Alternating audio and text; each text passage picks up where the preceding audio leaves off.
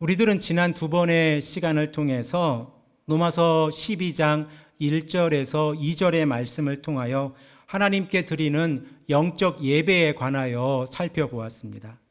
특별히 로마서 12장 1절 말씀을 통하여서는 하나님께서 기뻐하시는 거룩한 살아있는 제물의 삶에 대해서 우리가 함께 생각을 해 보았는데, 그 첫째는 믿음으로 살아가는 삶이고, 그리고 두 번째는 새 생명 가운데 살아가는 삶이고, 그리고 세 번째는 하나님을 향하여 살아가는 삶이라고 말씀을 드렸습니다. 그리고 네 번째로 우리가 하나님께서 기뻐하시는 거룩한 살아있는 제물로 살아가는 삶이란 성령과 동행하는 삶이라고 함께 말씀을 생각해 보았습니다. 그리고 로마서 12장 2절 말씀을 통하여 우리들의 몸을 하나님께 드리는 영적 예배의 구체적인 삶의 방식에 대해서 우리가 생각을 해 보았는데, 사도 바울은 2절의 말씀을 통하여 너희는 이 세대를 본받지 말고 마음의 변화를 받아 분별하는 삶을 살아가라 라고 사도 바울은 우리에게 말씀하고 있습니다. 그리고 성도가 이 세대를 살아가면서 이 세대를 본받지 말아야 할 이유를 두 가지로 생각을 해 보았는데, 그 첫 번째는 성도의 삶 자체가 하나님께 드리는 영적 예배이기 때문에 그렇고, 그리고 두 번째로 죄의 결과는 사망이기 때문에 우리들의 삶을 하나님께 온전히 드리고 그리고 분별하는 삶으로 이 땅에서의 삶을 살아가야 한다고 우리는 생각을 해 보았습니다. 특별히 마음의 변화를 받는 것이 우리들의 삶 가운데서 너무나도 소중한데, 이 마음의 변화는 속 사람의 변화를 의미하는 것입니다. 그러므로 우리가 마음의 변화를 받지 않고 이 땅에서 살아간다고 하면 비록 우리 자신은 하나님 앞에서 교만한 마음을 가지고 있지 않다고 생각한다고 할지라도 그 마음 한 구석에 교만한 마음이 있어서 하나님을 잊어버릴까 염려해야 한다고 우리는 함께 생각을 해 보았습니다.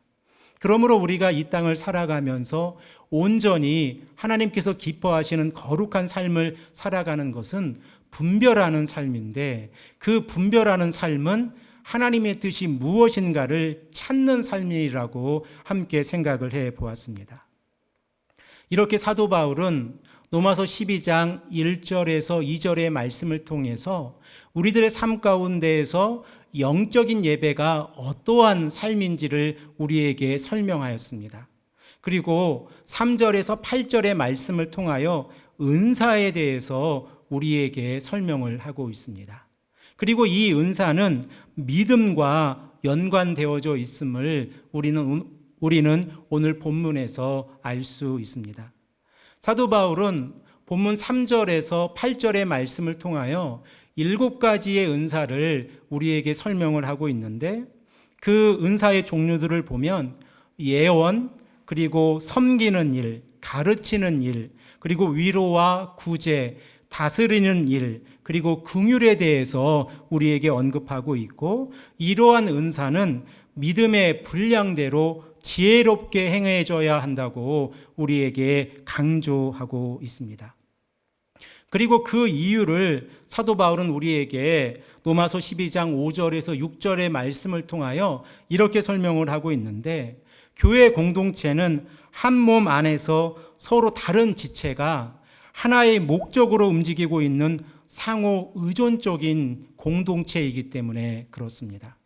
그러므로 이렇게 7가지의 은사가 교회 안에서 이루어졌을 때에 한 가지 은사에 집중을 하거나 또는 여러 가지 은사 가운데에서 그 은사가 빠져 있거나 그러면 교회 공동체가 서로 의존적인 공동체가 되어서 건강한 공동체로 성장해 갈 수 없다고 하는 것을 의미합니다. 사랑하는 성도 여러분, 사도 바울은 로마서 12장 1절에서 2절의 말씀을 통하여 영적 예배에 대해서 이야기를 하고 나서 3절에서 8절에 이제 은사에 대해서 이야기를 하고 있는데, 왜 사도 바울은 영적 예배를 통하여 우리들의 삶이 하나님의 뜻을 찾는 삶 가운데에서 가장 먼저 은사를 언급하고 있을까 생각을 해 보셨습니까? 그리고 왜 사도 바울은 로마 교회가 어떠한 상황 가운데 있었기에 이 은사를 통하여 복음을 깨달은 교회가 하나의 지체로 성장해 가야 하는지를 우리에게 강조하고 있을까라고 하는 의문을 우리는 가지게 되어집니다. 그러면 우리들은 로마 교회의 기원에 대해서 함께 생각을 해보면 이 이유에 대해서 조금 알 수 있는데, 현재까지 로마 교회가 어떻게 설립이 되어졌는지에 대해서는 정확한 정보를 우리가 가지고 있지는 않습니다. 그러나 6월절의 절기를 지키기 위해서 예루살렘에 온 유대인들 가운데에서 로마에서 온 유대인들이 있었고, 이들은 6월절 후 50일째가 되는 신약시대의 오순절, 그리고 구약시대의 칠칠절을 지키기 위해서 예루살렘에 남아 있었습니다. 그리고 이 예루살렘에 남아 있는 이 기간 동안에 예수님의 죽음을 목격하게 되어졌고, 그리고 예수님께서 부활하셨다는 소식도 듣게 되어졌습니다. 그리고 승천하셨다는 소식까지 듣게 되어졌습니다. 그리고 오순절 성령의 사건을 경험하게 되어졌고, 이 오순절 성령의 사건을 통하여 베드로의 설교를 통하여 3,000명이 세례를 받는 사건 또한 경험하게 되었습니다.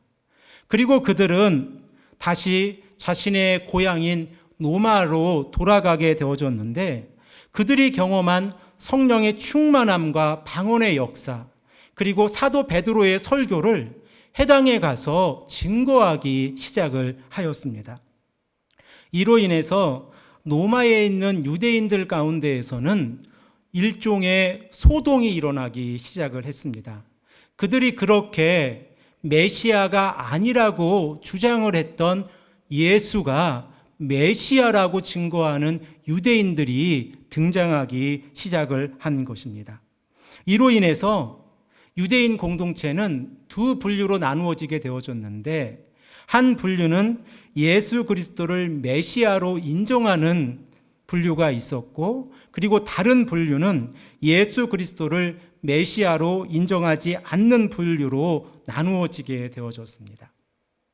그리고 예수 그리스도를 메시아로 인정하는 이 분류의 사람들은 회당에서 나오게 되어졌고, 그리고 가정교회를 설립하게 되었습니다. 로마서를 연구하는 학자들에 의하면 당시 로마에는 5개의 가정교회가 있었고, 그리고 이 5개의 가정교회는 각각의 신학적인 특징을 가지고 나누어져 있었다고 설명을 합니다. 그리고 이 5교회의 가정교회에 사도 바울은 로마서 16장에서 각각 인사하고 있는 모습을 우리는 발견하게 되어집니다. 그리고 이 로마에 있는 유대인들 가운데에서 가정교회로 모이는, 즉 예수 그리스도를 메시아로 영접하고 있었던 이들은 그 가정교회에 이방인들을 초청하기 시작을 하였습니다. 그래서 이 5교회의 가정교회는 유대인들이 중심이 되어서 이방인들이 함께하는 교회로 성장을 해 가고 있었습니다. 그러나 회당에 있는 유대인들이 이 5교회의 가정교회를 그렇게 좋게 보고 있지는 않았습니다. 시시틈틈 이 예수 그리스도를 메시아로 인정하고 있는 유대인들에게 시비를 걸려고 하고 있었고, 이로 인하여 예수 그리스도를 메시아로 인정하는 유대인들과 예수 그리스도를 메시아로 인정하지 않는 유대인들 사이에서 지속적인 갈등이 일어나고 있었습니다. 그리고 이 갈등은 로마 사회에서 폭동이 일어날 것이라고 하는 소문까지 돌게 되어진 것입니다. 그 당시에 황제가 로마의 황제 제4대 황제 클라우디우스입니다. 그리고 우리 개역 개정 성경에서는 클라우디오라고 표기를 하고 있습니다. 클라우디우스는 로마의 4번째 황제인데 정상적인 방법으로 황제의 즉위를 얻은 황제가 아니고 반란에 의해서 황제가 되어진 인물입니다. 로마의 역사를 아주 짧게 생각을 해보면 기원전 31년 아우구스투누스에 의해서 로마의 황제 제도가 시작이 되어집니다. 그리고 2대 황제가 티베리우스이고 그리고 3대 황제가 카리굴라입니다.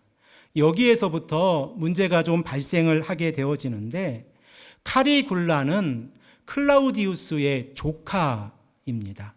그런데 그가 24살의 나이로 황제가 되어진 것입니다. 그도 24살의 나이로 황제가 되어진 이유가 있었는데 2대 황제 티베리우스가 클라우디우스의 형인 게르마니쿠스를 자신의 아들로 입양을 하게 되어집니다. 그리고 왕위를 넘겨주려고 했는데 이 게르마니쿠스가 요절을 하게 되어졌습니다. 그래서 게르마니쿠스의 아들인 카리굴라를 3대 황제로 세우게 되었습니다. 그리고 당시에 클라우디우스는 황제에 그렇게 관심을 가지고 있지 않았습니다. 기록에 의하면 클라우디우스는 어릴 적에 소아마비를 앓았던 것 같습니다. 그래서 그는 오른쪽 다리를 질질 끌면서 걸었고 그리고 또한 중풍액기도 있어서 오른쪽 손도 그렇게 자유롭게 사용할 수가 없었던 인물입니다. 그러므로 로마의 황제가 되기에는 모든 사람들에게 로마의 원로원들에게도 그렇게 좋게 보였던 인물이 아닙니다. 그런데 41년 1월 14일에 카리굴라의 군의대장인 카이레라와 사바누스가 혁명을 일으키게 되어지는데 이 혁명을 통해서 카리굴라를 살해하게 되어집니다. 그리고 10일이 지나고 난 1월 24일에 클라우디우스를 황제에 앉히게 되어지는데 그 황제에 오르게 된 그때의 클라우디우스의 나이가 50세입니다. 그러니까 아주 나이가 어느 정도 들어서 황제의 자리에 오르게 되어졌던 것입니다. 클라우디우스는 제가 이미 말씀을 드린 것처럼 소아마비와 중풍의 이 병을 어릴 적에 앓았기 때문에 황제의 자리에는 큰 관심이 없었습니다. 그래서 그는 어릴 적부터 역사를 공부하는 일에 아주 많은 시간을 보냈던 인물 가운데 하나입니다. 그리고 그가 황제가 되었을 때에 여러 가지 많은 일들을 하게 되어졌는데 당시 로마에는 롱 디스턴트를 움직이고 있는 우편 제도가 있었지만 노컬을 담당하고 있는 우편 제도는 없었는데 이런 우편 제도도 이 클라우디우스가 만들었습니다. 그리고 또한 그 당시에 노예 제도 폐지를 위해서 황제가 발벗고 나섰던 인물입니다. 그러므로 그가 얼마나 독특한 생각을 가지고 있었고 그 자신이 가지고 있는 권위보다는 이 로마에 살고 있는 시민들이 조금 더 좋은 세상에서 살아가기 위해서 굉장히 노력을 했던 인물입니다. 그리고 또한 클라우디우스 항구를 만들기 위해서도 굉장히 큰 노력을 했던 인물입니다. 그러나 자신의 세 번째 부인인 아그리피나에 의해서 이 독버섯에 의해서 살해되어지는데 아그리피나의 아들이 바로 네로입니다. 그러니까 자신의 세 번째 아내에 의해서 살해가 되어지고 자신의 왕위를 주기 13년, 자신의 나이 63세가 되어졌던 54년에 네로에게 넘겨주게 되어진 것입니다. 당시 네로가 황제가 됐을 때의 나이가 16살 10개월이 되어졌던 때입니다. 그러니까 네로는 아주 젊은 나이에 황제가 되었습니다. 자, 다시 클라우디우스에 대해서 잠시 생각을 해보기를 원하는데 클라우디우스는 자신이 로마를 통치하고 있는 그 시간 동안에 로마에서 유대인들이 소동이 일어나는 것을 원치 않았습니다. 그런데 예수 그리스도를 메시아로 인정하고 있는 유대인들과 예수 그리스도를 메시아로 인정하지 않고 있는 유대인들 사이에서 폭동이 일어날 것이라고 하는 소문이 들자 이 클라우디우스는 아주 단호한 결정을 내리게 되어집니다. 그 결정을 나사렛 칙령이라고 불리우는데, 그 나사렛 칙령에 의하면 로마에 살고 있는 모든 유대인들은 추방하라라고 하는 것이 49년에 발표된 나사렛 칙령입니다. 이로 인해서 로마에 살고 있는 예수 그리스도를 믿고 있는 유대인들과 예수 그리스도를 메시아로 인정하지 않는 유대인들은 모두 로마에서 떠나게 되어졌습니다. 이 사실을 성경 또한 기록을 하고 있는데, 사도행전 18장 2절 말씀을 보면 브리스글라와 아굴라가 로마를 떠나는 모습을 기록하고 있는데, 이 말씀을 우리 함께 읽겠습니다. 사도행전 18장 2절 말씀입니다. 함께 읽겠습니다. 아굴라라 하는 본도에서 난 유대인 한 사람을 만나니 글라우디오가 모든 유대인을 명하여 로마에서 떠나라 한 고로 그가 그 안에 브리스길라와 함께 이달리아로부터 새로 온지라 바울이 그들에게 가매라고 말씀을 하고 있습니다. 그리고 이 브리스길라와 아굴라는 바울의 사역 가운데에서 굉장히 많은 도움을 주었던 사역자 가운데 한 사람입니다. 그런데 AD 54년 네로가 황제가 된 이후에 이 나사렛 칙령을 없애버립니다. 그래서 54년에 각국으로 흩어져 살고 있던 유대인들이 다시 로마에 돌아오게 되었습니다. 그래서 로마서 16장 3절 말씀을 보면 사도 바울은 브리스길라와 아굴라에게 인사하라 라고 말씀을 하고 있는데, 그 의미는 사도 바울이 로마서를 기록하고 있을 당시에 브리스길라와 아굴라는 로마에 있었다는 것입니다. 우리 다 함께 16장 3절 말씀도 함께 읽겠습니다. 너희는 그리스도 예수 안에서 나의 동역자들인 브리스기가와 아굴라에게 문안하라 라고 말씀하고 있습니다. 로마에 돌아온 기독교 유대인들은 자신들이 설립한 5교회 가정교회로 돌아가지 않았겠습니까? 그리고 이 5교회 가정교회로 돌아간 유대인들과 그곳을 5년이란 시간 동안 지키면서 예배를 드렸던 이방인들은 아주 기쁜 모습으로 만남을, 죄를 하게 되었을 것입니다. 한번 생각을 해 보십시오. 어느 날 갑자기 주일날 가보니 유대인들이 모두 추방이 되었습니다. 그리고 그 자리에는 이방인들만 남아 있었던 것입니다. 이것이 미리 예고된 것이 아니기 때문에 이방인들은 아주 큰 혼란이 있었을 것입니다.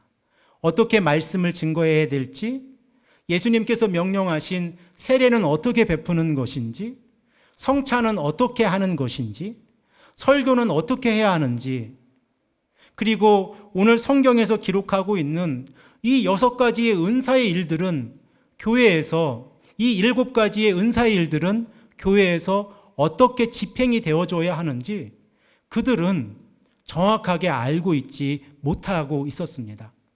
그로 인해서 로마 교회에는 이방인들 사이에서도 아주 큰 혼란이 있었을 것입니다.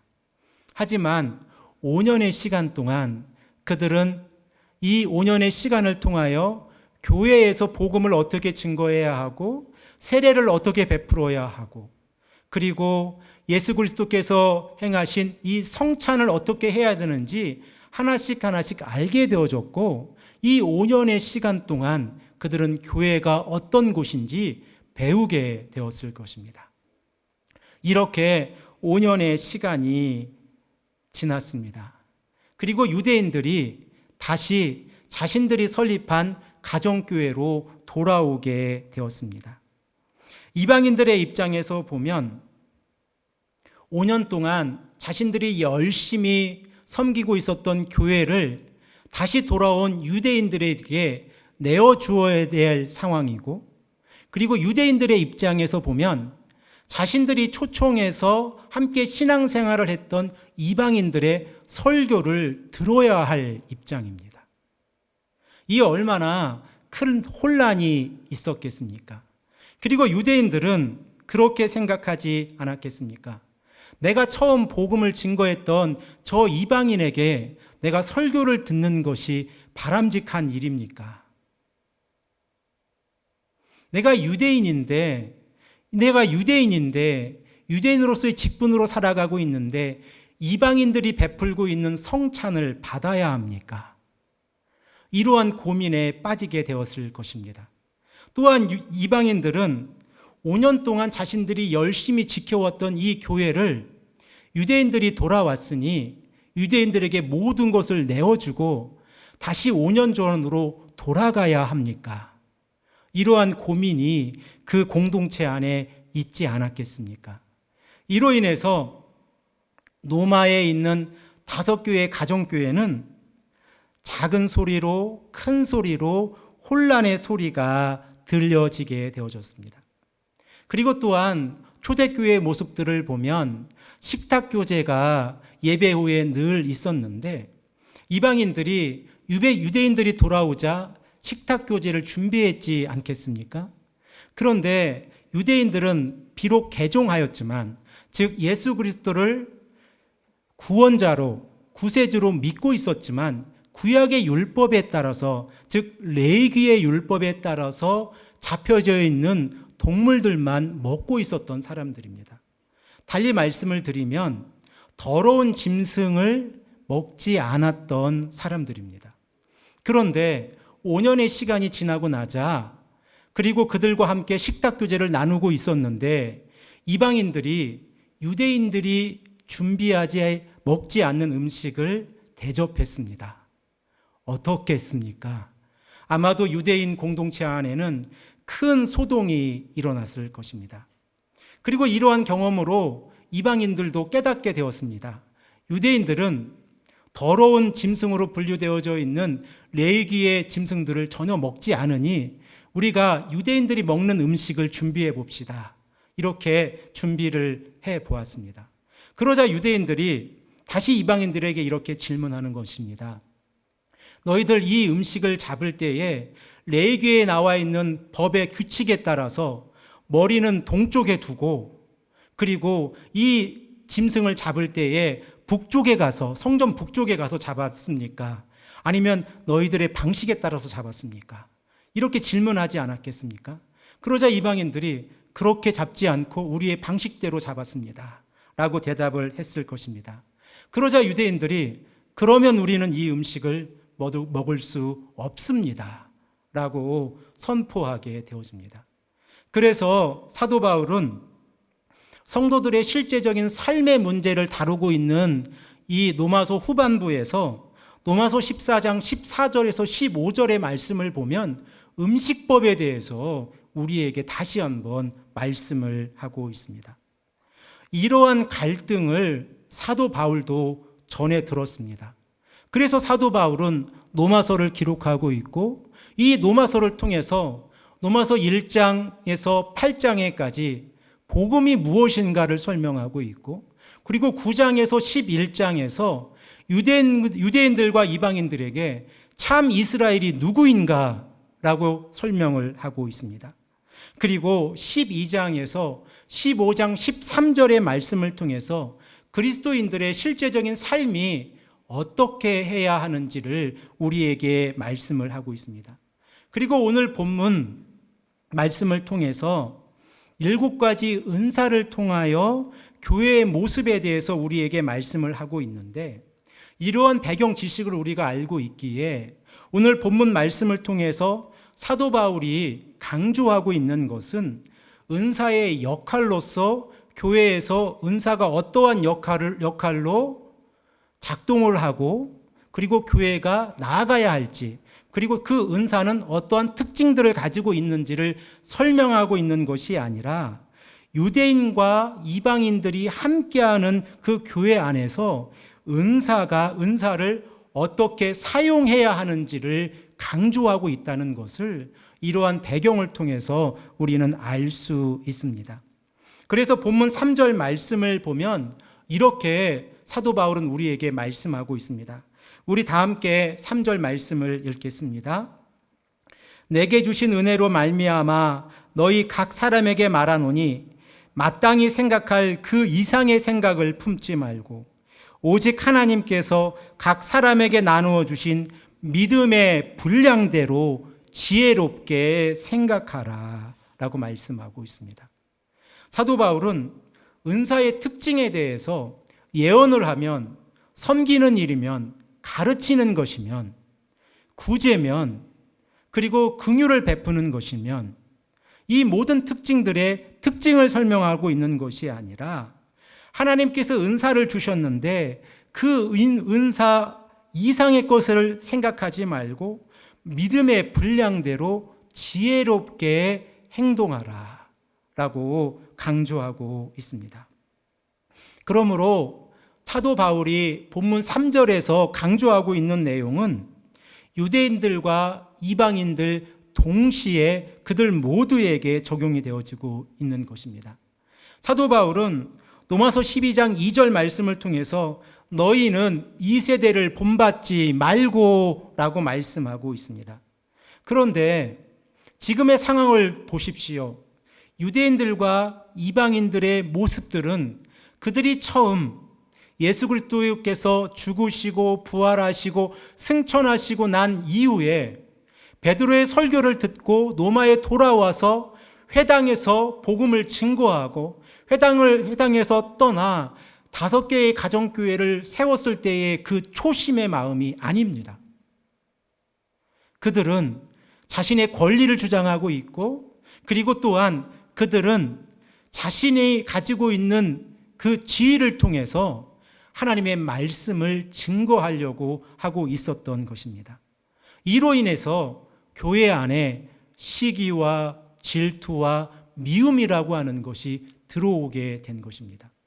그래서 사도 바울은 너희는 이 세대를 본받지 말라라고 말씀하고 있고, 그리고 본문 3절 말씀에서 이 말씀을 마땅히 생각할 그 이상의 생각을 품지 말라라고 단언해서 우리에게 말씀하고 있습니다. 그리고 은사를 행할 때는 믿음의 분량대로 지혜롭게 생각하라 라고 말씀을 하고 있습니다. 그러므로 교회는 세상의 가치관을 가지고 특권의식으로 움직여지는 곳이 아닙니다. 교회가 언제 어려워집니까?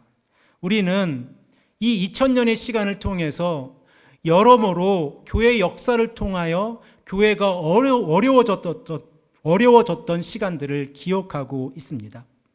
바로 그때가 언제입니까? 세상의 가치관으로 교회를 바라볼 때입니다. 세상의 특권 의식을 가지고 교회를 바라볼 때에 교회가 어려워졌습니다. 그러므로 교회를 섬기는 일에서 가장 먼저 우선시 되어져야 할 것은 자신이 가지고 있는 특권 의식을 내려놓고 섬기는 일에, 자신의 직분을 통해서 교회를 섬기는 일에 최선을 다해야 합니다. 그러므로 교회를 섬기는 직분에 따라서 높고 낮음을 판단하는 곳은 교회가 아니고 세상이라고 하는 사실을 우리는 꼭 기억해야 합니다. 그리고 또한 교회에서는 직분에 따라서 높고 낮음을 평가하는 기준으로 삼아서는 안 된다고 하는 사실 또한 우리는 생각을 해야 합니다. 그러므로 우리들의 마음 가운데에서 다른 사람보다 높은 평가를 교회에서 받고자 하는 그 마음 자체가 때로는 우리들의 마음 가운데에서 교만의 마음으로 다가올 수 있습니다. 이 교만의 마음은 교회의 공동체를 어렵게 만들 수 있으므로 하나님의 교회를 파괴하는 하나의 원인이 될 수 있으므로 우리는 늘 조심해야 하고 하나님 앞에서 겸손한 마음으로 감당하며 은사를 감당하며 나아가야 합니다. 그러므로 우리가 교회에서 직분을 감당하고 있다고 하면 그 직분의 높고 낮음으로 판단하지 말고 오직 은사를 주신 하나님께 감사함으로 교회를 섬기고 서로 사랑하며 교회를 세워가야 합니다. 이것이 믿음의 분량대로 지혜롭게 행동하는 것입니다. 이러한 의미에서 사도 바울은 본문에서 믿음의 분량이라고 하는 단어를 사용하고 있는데, 이 믿음의 분량이라고 하는 그 의미는 하나님의 은혜만을 의지하는 삶입니다. 그리고 이렇게 믿음의 분량대로 교회 공동체 안에서 한 개인으로 우리가 교회를 섬기고 살아갈 때에, 그리고 말씀에 순종함으로 의의 종이 되어지고 의의 종이 되어져서 거룩함에 이르고 그 거룩함으로 영생을 바라보며 살아가는 삶은 자신을 높이는 것이 아니라 낮추는 것이라고 하는 사실을 우리는 늘 기억해야 합니다. 그러므로 교회 공동체 안에 가장 우선시 되어져야 하는 것은 모든 믿는 성도가 평등한 위치에서 하나님 앞에서 죄인이라고 하는 사실입니다. 우리가 이 사실을 깨달았을 때에 우리는 교회 공동체 안에서 회개할 수 있고, 그리고 교회 공동체 안에서 하나님을 바르게 바라보며 살아갈 수 있습니다. 그런데 교회 공동체가 흔들리고 바람이 불고 그리고 세상 사람들에 의해서 언급되어질 때가 언제입니까? 바로 교만해질 때입니다. 교만으로 인하여 교회가 얼마나 많은 사람들이 복음을 받아들이지 못하게 했습니까? 얼마나 많은 사람들이 실망하며 떠나가게 했습니까? 이러한 일들이 교회에서 발생하지 않게 하기 위해서는 우리들의 마음이 늘 겸손해야 하고, 특별히 코로나19를 보내고 있는 이 시점에서 코로나19의 원인보다 소중한 것은 교회가 회개하는 것입니다. 이 땅을 살아가고 있는 전 세계에 있는 교회가 이 코로나19를 보내면서, 이 어려운 시간을 보내면서 교회가 해야 할 일은 회개하는 일입니다. 하나님의 말씀을 바르게 증거하지 못한 부분을 회개하고, 복음을 바르게 전도하지 못한 부분을 회개하고, 바르게 선교하지 못한 부분을 회개하고, 교회 건물을 지키기 위해서 성도들의 헌금을 사용한 부분을 회개하고, 오직 하나님의 말씀만을 증거하지 아니하고 말씀을 이용해서 어려운 성도들의 헌금을 이용한 부분들을 회개하고, 오직 복음만이 살 길이라고 하는 이 사실을 증거하는 교회가 바른 교회입니다. 그리고 이 교회가 하나님 앞에서 살아갈 교회입니다. 우리들의 모습은 어떠한 모습으로 살아가고 있습니까? 이러한 의미에서 교회는 교단이 나누어지고, 그리고 그 교단별로 여러 가지 교회, 여러 모양의 교회가 공존하고 있지만 한 몸의 신학을 가지고 있는 교회입니다. 비록 교회 공동체 안에서 생각의 차이로 교단이 나누어져 있지만 그 교단보다 중요한 것은 하나의 공동체, 믿음의 공동체, 예수 그리스도의 십자가의 보혈을 붙잡고 나아가는 공동체입니다. 그러므로 개교회는 한 몸의 교회이고, 그리고 한 교단에 소속되어져 있는 온 교회는 한 몸의 교단이고, 그리고 예수 그리스도의 이름으로 모이는 모든 교회는 한 몸의 교회입니다. 그 한 몸의 교회가 한 몸의 신학을 가지고 교회를 설립해 가고 말씀을 증거하고 그 말씀을 통하여 전도하고 선교하는 일에 우리가 앞장설 때에 우리는 하나님의 교회를 만들어 갈 수 있고, 그리고 이를 통해서 예수 그리스도의 복음을 증거할 수 있습니다. 그래서 사도 바울은 로마서 12장 4절에서 5절 말씀에 한 지체 안에 있는 여러 모양의 다른 기능들에 대해서 우리에게 설명을 하고 있습니다.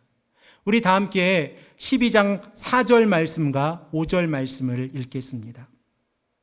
우리가 한 몸에 많은 지체를 가졌으나 모든 지체가 같은 기능을 가진 것이 아니니 이와 같이 우리 많은 사람이 그리스도 안에서 한 몸이 되어 서로 지체가 되었느니라.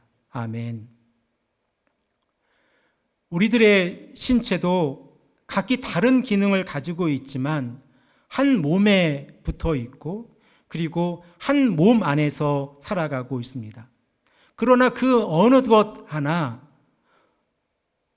낮아지거나 그리고 필요 없는 것은 없습니다.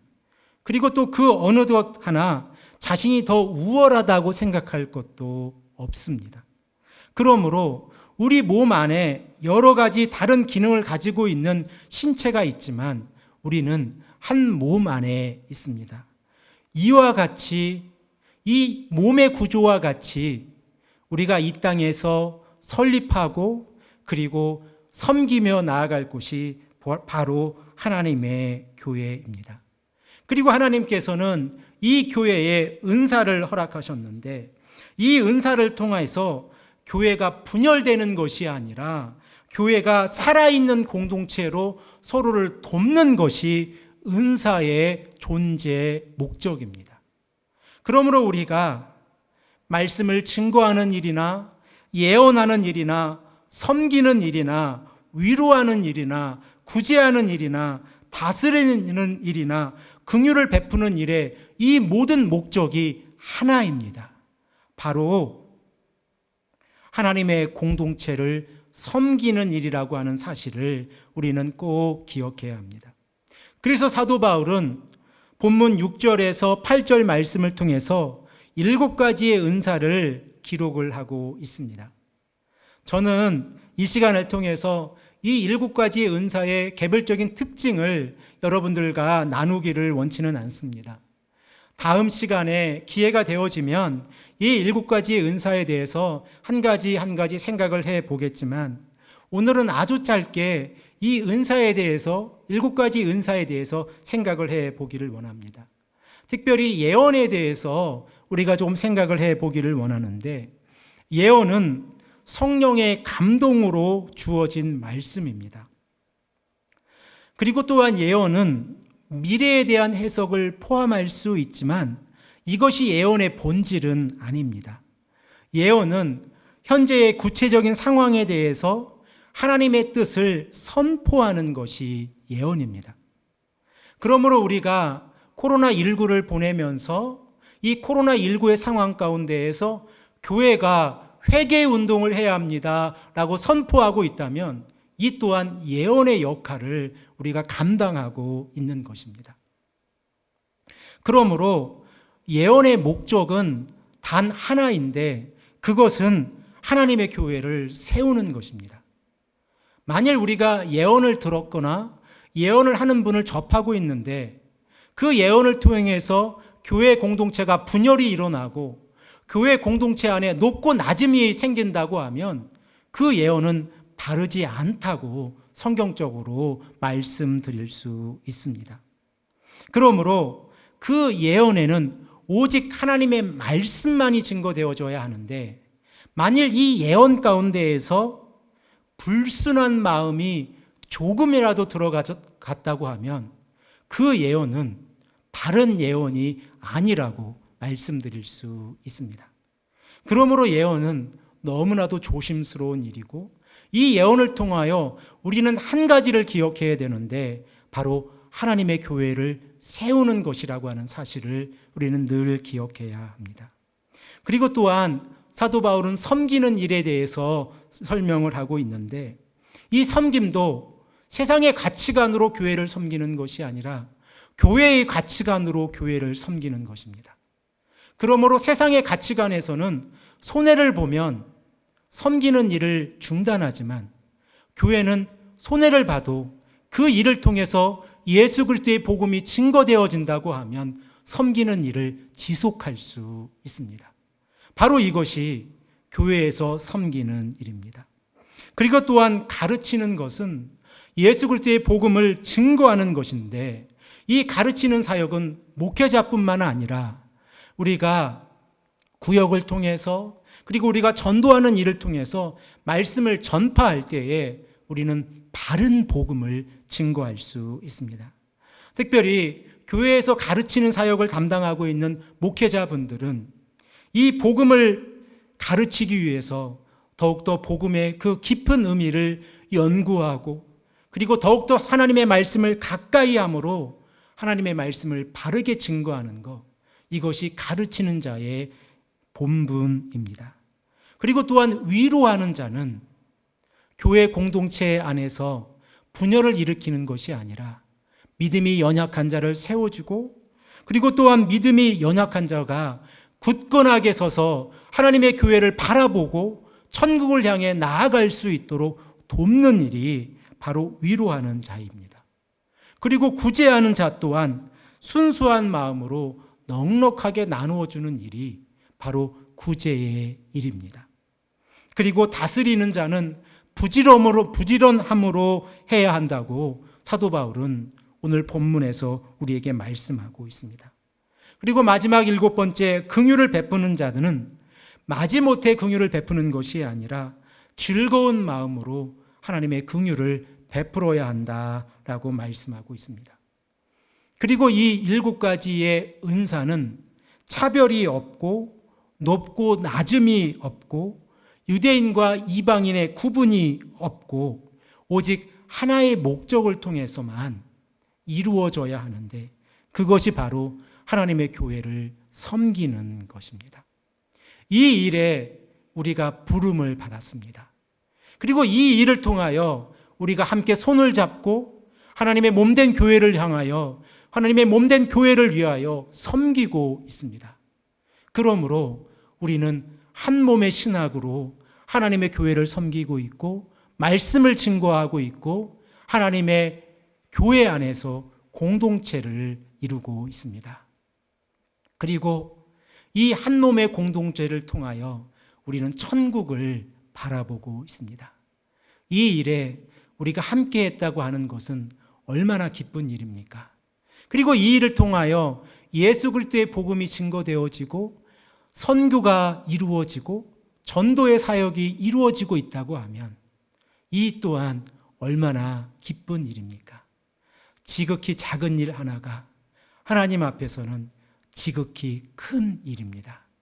이 사실을 기억하고 우리가 하나님 앞에서 살아갈 때에 온전히 교회를 바르게 세우기 위해서 우리의 은사를 사용하는 하나님의 귀하고 복된 하나님의 성도님들이 되시기를 간절히 축복합니다. 함께 기도하겠습니다.